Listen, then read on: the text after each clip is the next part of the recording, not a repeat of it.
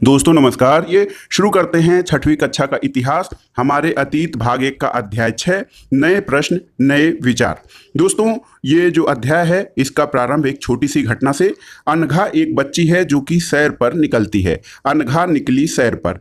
अनघा आज पहली बार अपने विद्यालय की ओर से सैर पर जा रही थी। इसके लिए उसने देर रात पुणे से वाराणसी की ट्रेन पकड़ी। स्टेशन पर अनघा को छोड़ने आई उसकी मां ने अध्यापिका से कहा, बच्चों को बुद्ध के बारे में बताने के साथ साथ उन्हें सारनाथ दिखाने भी ले जाइएगा।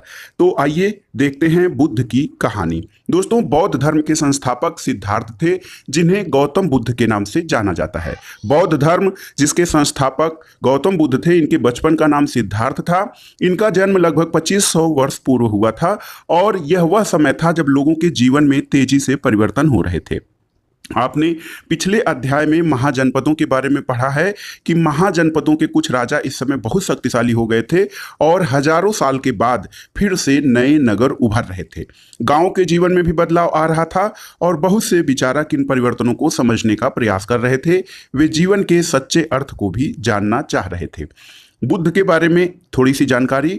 तो बुद्ध जो थे वो छत्री थे और शाक्य नामक एक छोटे से गढ़ से संबंधित थे। गौतम बुद्ध का जन्म 563 ईसा पूर्व में कपिल वस्तु के लुम्बिनी नामक स्थान पे हुआ था और इनके पिता का नाम शुद्धोधन था, जो शाक्य गढ़ के मुखिया थे।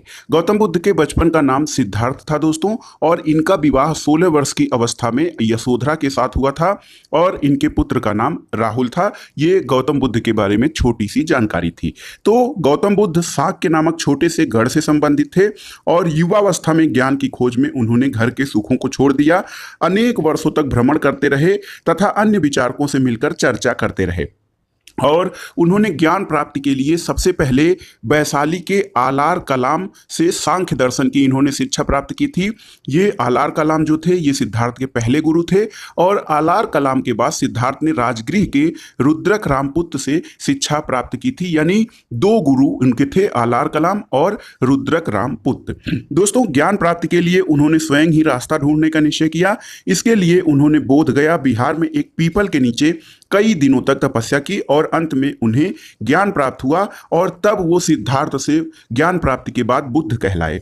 इसके बाद वे बुद्ध के रूप में जाने गए और वहां से वाराणसी के निकट सारनाथ गए, जहां उन्होंने पहली बार उपदेश दिया था। तो वाराणसी में उनके दिए गए उपदेश को धर्मचक्र प्रवर्तन कहा जाता है दोस्तों। और बिना अन्न जल ग्रहण किए 6 वर्ष की कठिन तपस्या के बाद 35 वर्ष की आयु में वैशाख पूर्णिमा की रात निरंजना यानी फल्गु नदी के किनारे पीपल के वृक्ष के नीचे सिद्धार्थ को ज्ञान प्राप्त हुआ था। दोस्तों बुद्ध ने जो अपने उपदेश थे वो पैदल घूमते थे और लोगों को उपदेश देते थे। पहला उपदेश उन्होंने सारनाथ वाराणसी के निकट है वहां पे दिया था और उनकी मृत्यु कुशीनारा में हुई थी और मृत्यु से पहले का शेष जीवन उन्होंने पैदल ही एक स्थान से दूसरे स्थान की यात्रा की और लोगों को शिक्षा देने में व्यतीत किया। बुद्ध ने लोगों को क्या शिक्षा दी? उन्होंने लोगों को ये शिक्षा दी कि जीवन कष्टों से भरा हुआ है और ऐसा हमारी इच्छा और लालसाओं जो हमारी पूरी नहीं हो सकती, यानी हमारा जो जीवन है कष्टों और दुखों से भरा हुआ है और हमारी इच्छा लालसा यानी लालच के कारण, और ये हमेशा पूरी नहीं हो सकती हैं, उन्हीं के कारण होता है। कभी कभी हम ये चाहते हैं कि वह प्राप्त कर लेने के बाद भी संतुष्ट नहीं होते और अधिक वस्तुओं को पाने की इच्छा करने लगते हैं। बुद्ध ने इस लालसा को तृष्णा कहा है और बुद्ध ने शिक्षा दी कि आत्म संयम अपनाकर हम ऐसी लालसा से मुक्ति पा सकते हैं। तो दोस्तों गौतम बुद्ध ने ये कहा कि विश्व दुखों से भरा हुआ है और इसका कारण जो है दुख का कारण है और दुख निरोध का जो उपाय भी होता है। तो उन्होंने कहा कि हम जो अपनी लालसाएं हैं या तृष्णा है उसको आत्मसंयम अपनाकर हम ऐसी लालसा से मुक्ति प्राप्त कर सकते हैं। इसके अलावा उन्होंने लोगों को दयालु होने और मनुष्यों के साथ साथ जानवरों के जीवन का भी आदर करने की शिक्षा दी। वे मानते थे कि हमारे कर्मों का परिणाम चाहे अच्छे हों या बुरे, हमारे वर्तमान जीवन के साथ बाद के जीवन को भी प्रभावित करते हैं। आप एक चीज समझिए कि गौतम बुद्ध ने जीवों के प्रति दया भाव रखने की सलाह क्यों दी थी? क्योंकि इसके पूर्व जो उत्तर वैदिक काल था वहां पे देवताओं को बलि देने के लिए जानवरों को भी उसमें बलि दी जाती थी। इस कारण उन्होंने जानवरों के प्रति दया भाव रखने की बात कही थी। ये देखिए, वेदों की रचना के लिए किस भाषा का प्रयोग हुआ था? तो वेदों की रचना संस्कृत भाषा में हुई है दोस्तों, जिसको कि वैदिक संस्कृत कहा जाता है। और पिछले अध्याय में आपने पढ़ा था कि जो आज हम संस्कृत पढ़ते हैं उससे थोड़ी वो संस्कृत अलग थी। दोस्तों, बुद्ध ने अपनी शिक्षा सामान्य लोगों की भाषा पाली भाषा में दी थी। बुद्ध ने अपनी जो शिक्षा थी वो सामान्य आम जन की बोलचाल की भाषा पाली में दिया था, और ऐसा उन्होंने इसलिए किया था कि उनकी शिक्षाएं आम लोगों को आसानी से समझ में आ सके। तो यही कारण था कि उनके संदेश सामान्य लोगों को प्रभावित कर सके। ये देखिए, यहाँ पे जो एक चित्र बना हुआ है दोस्तों, ये सारनाथ में स्तूप है। सारनाथ स्तूप ये इमारत जानी जाती है, और यहीं पे बुद्ध ने अपना पहला उपदेश दिया था। इसी घटना की स्मृति में यहाँ स्तूप का निर्माण किया गया है। आगे के अध्यायों में स्तूप के बारे में और अधिक जानेंगे। दोस्तों, बुद्ध ने कहा था कि लोग किसी शिक्षा को केवल इसलिए न स्वीकार करें कि यह उनका उपदेश है, बल्कि वे अपने विवेक से उसे जांचें परखें और सही लगे तभी उसको स्वीकार करें। ये देखिए, कीसा गौतमी की कहानी है दोस्तों। यह बुद्ध के विषय में एक प्रसिद्ध कहानी है, और एक समय की बात है, कीसा गौतमी नाम की एक स्त्री का पुत्र मर गया।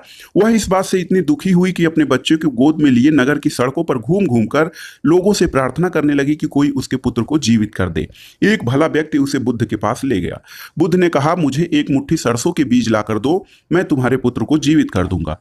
कीसा गौतमी बहुत प्रसन्न हुई, पर जैसे ही वह बीज लाने के लिए जाने लगी तो बुद्ध ने रोका और कहा कि ये बीज एक ऐसे घर से मांग कर लाओ जहां किसी की मृत्यु ना हुई हो।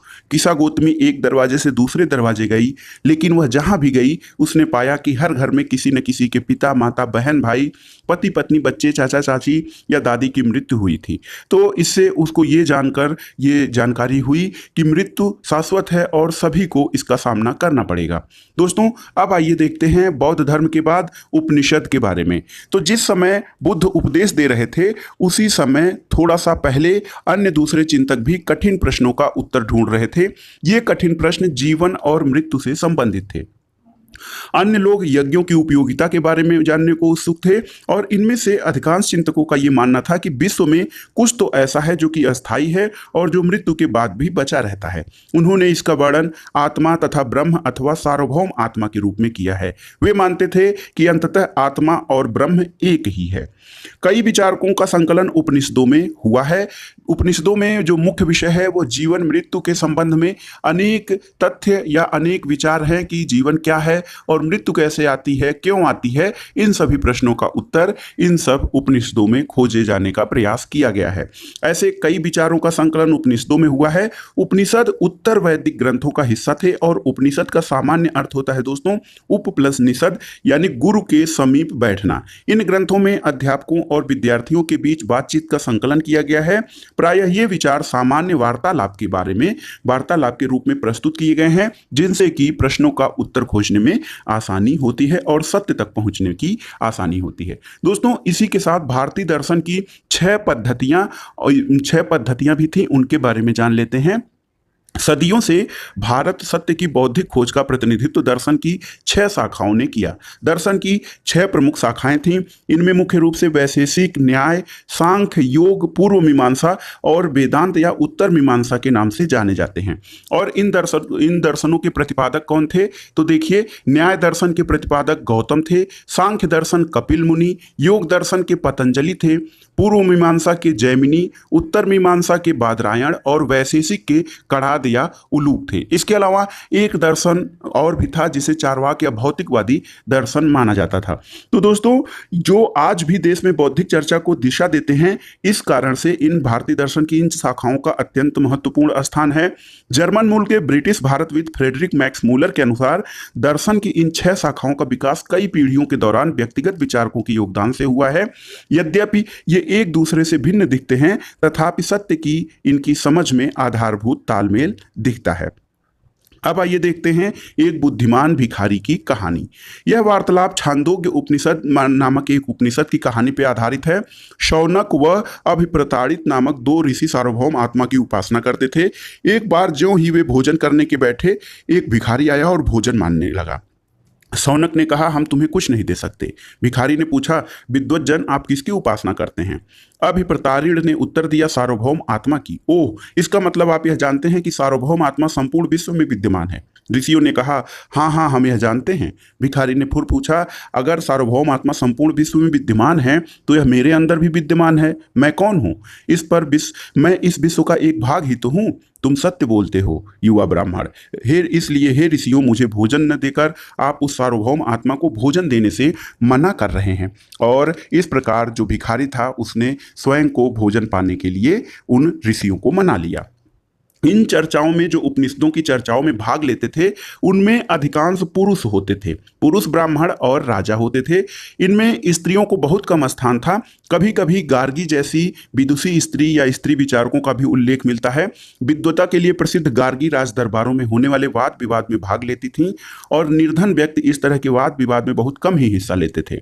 इस तरह का एक प्रसिद्ध अपवाद सत्यकाम जाबाल का है। सत्यकाम जाबाल का नाम उनकी दासी माँ के नाम पे पड़ा। सत्यकाम के मन में सत्य जानने की तीव्र जिज्ञासा उत्पन्न हुई और गौतम नामक एक ब्राह्मण ने उन्हें अपने विद्यार्थी के रूप में स्वीकार किया तथा अपने समय के सर्वाधिक प्रसिद्ध विचारकों में से वह एक बन गए थे।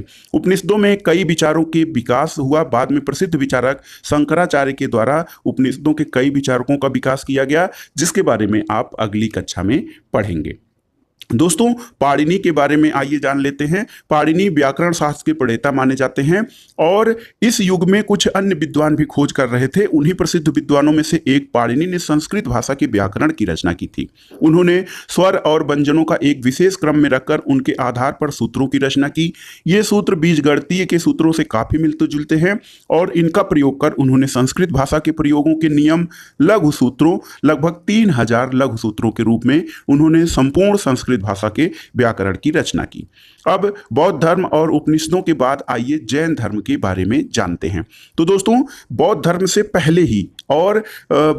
पहले जैन धर्म प्रचलन में आया था। इसी युग में अर्थात लगभग 2500 वर्ष पूर्व जैन धर्म के 24वें तथा अंतिम तीर्थंकर भगवान महावीर ने भी अपने विचारों का जो है वो प्रतिपादन किया था। जैन धर्म के संस्थापक और प्रथम तीर्थंकर ऋषभ देव थे। आपकी जानकारी के लिए बता दें, 23वें तीर्थंकर पार्श्वनाथ थे और महावीर स्वामी, जिनको कि वर्धमान महावीर कहा जाता है, वो जैन धर्म के 24वें और अंतिम तीर्थंकर हुए।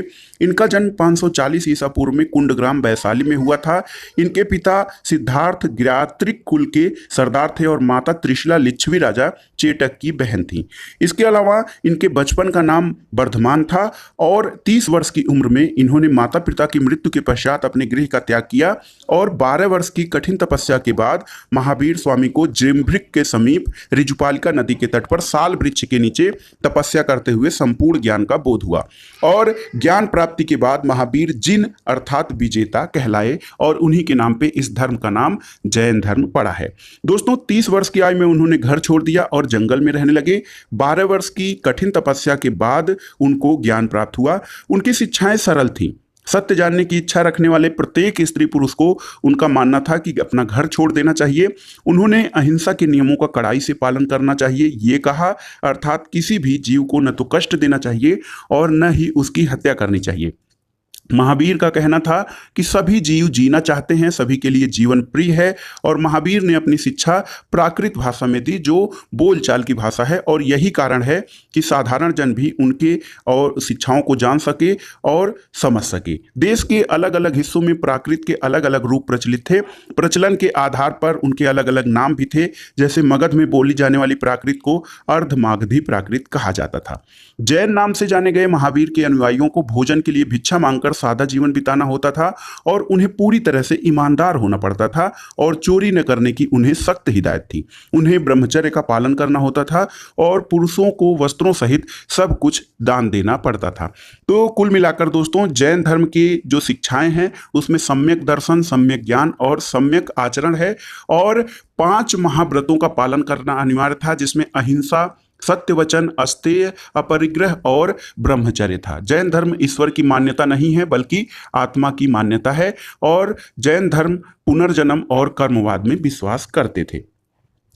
अगला है दोस्तों, अधिकांश व्यक्तियों के लिए ऐसे कड़े नियमों का पालन करना बहुत कठिन था, फिर भी हजारों व्यक्तियों ने इस नई जीवन शैली को जानने और सीखने के लिए अपने घरों को छोड़ दिया। कई अपने घरों पर ही रहे और भिक्षु भिक्षुड़ी बने लोगों को भोजन प्रदान कर उनकी सहायता करते रहे। मुख्यतः व्यापारियों ने जैन धर्म का समर्थन किया। किसानों के लिए इन नियमों का पालन करना बहुत कठिन था, क्योंकि फसल की रक्षा के लिए उन्हें कीड़े मकोड़ों को मारना पड़ता था। बाद की सदियों में जैन धर्म उत्तर भारत के कई हिस्सों के साथ साथ गुजरात, तमिलनाडु और कर्नाटक में भी फैल गया। महावीर स्वामी और उनके अनुयायियों की शिक्षाएं कई शताब्दियों तक मौखिक रूप में रहीं और वर्तमान रूप में उपलब्ध जैन धर्म की जो शिक्षाएं हैं लगभग 1500 वर्ष पूर्व गुजरात में बल्लभी नामक स्थान पर लिखी गई थी। जैन, तो दोस्तों जैन धर्म या जैन शब्द जिन शब्द से निकला होता है, जिसका अर्थ होता है विजेता, और महावीर के लिए जिन शब्द का प्रयोग इसलिए हुआ क्योंकि उन्होंने अपने इंद्रियों पर विजय प्राप्त कर ली थी, इंद्रियों और इच्छाओं पर। अब आइए देखते हैं संघ के बारे में। तो दोस्तों महावीर और बुद्ध दोनों का ही मानना था कि घर का त्याग करने पर ही सच्चे ज्ञान की प्राप्ति हो सकती थी, यानी गृहस्थ जीवन का त्याग या मोह माया का त्याग करके ही सच्चा ज्ञान प्राप्त किया जा सकता है। ऐसे लोगों के लिए उन्होंने संघ नामक संगठन बनाया, जहां घर का त्याग करने वाले लोग एक साथ रह सके। संघ में रहने वाले बौद्ध भिक्षुओं के लिए बनाए गए नियम विनय पिटक नामक ग्रंथ में मिलते हैं। विनय पिटक से हमें ये पता चलता है कि संघ में पुरुषों और स्त्रियों के रहने की अलग अलग व्यवस्था थी। सभी व्यक्ति संघ में प्रवेश ले सकते थे। हालांकि संघ में प्रवेश के लिए बच्चों को अपने गार्जियन यानी माता पिता, दासों को अपने स्वामी, राजा के यहाँ काम करने वाले लोगों को राजा से और कर्जदारों को अपने देनदारों से अनुमति लेनी पड़ती थी, और एक स्त्री को संघ में प्रवेश करने के लिए अपने पति से अनुमति लेनी पड़ती थी। संघ में प्रवेश लेने वाले स्त्री पुरुष बहुत ही सादा जीवन व्यतीत करते थे। वे अपना अधिकांश समय ध्यान करने में बिताते थे और दिन के एक निश्चित समय में वे शहरों और गांवों में जाकर भिक्षा मांगते थे।